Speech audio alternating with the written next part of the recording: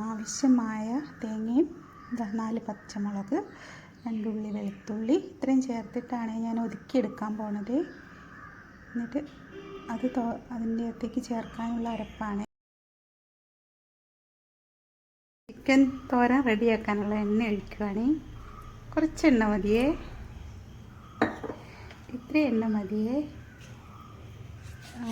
അപ്പോൾ നമുക്ക് കടുക് അങ്ങോട്ട് കൊടുക്കാം.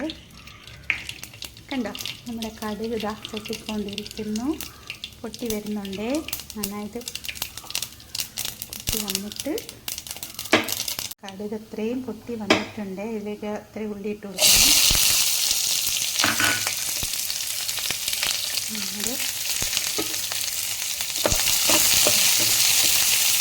ഇത് ഞാൻ അധികം ഒന്നും ഇട്ട് വരട്ടുന്നില്ല, അതിനകത്ത് വേവിക്കുമ്പോൾ വിളിക്കുമ്പോൾ അത് വേവില്ല.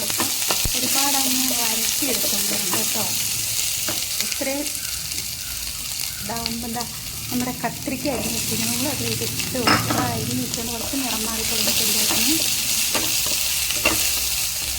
എന്നിട്ട് കുറച്ച് നേരം നമുക്ക് ഇതൊന്ന് അടച്ച് വയ്ക്കണേ. പിന്നെ കുറച്ച് നേരം ഒന്ന് തീ കുറച്ചിട്ടൊന്ന് അടച്ചിട്ട് കൊടുക്കുമ്പോൾ കുറച്ചൊന്ന് വെന്ത് വരുമ്പോൾ ചിക്കനും കൂടെ ഇട്ടിട്ട് ഇട്ടിട്ട് നമുക്ക് നന്നായിട്ട് വിനാഗിരി ഒഴിച്ചു.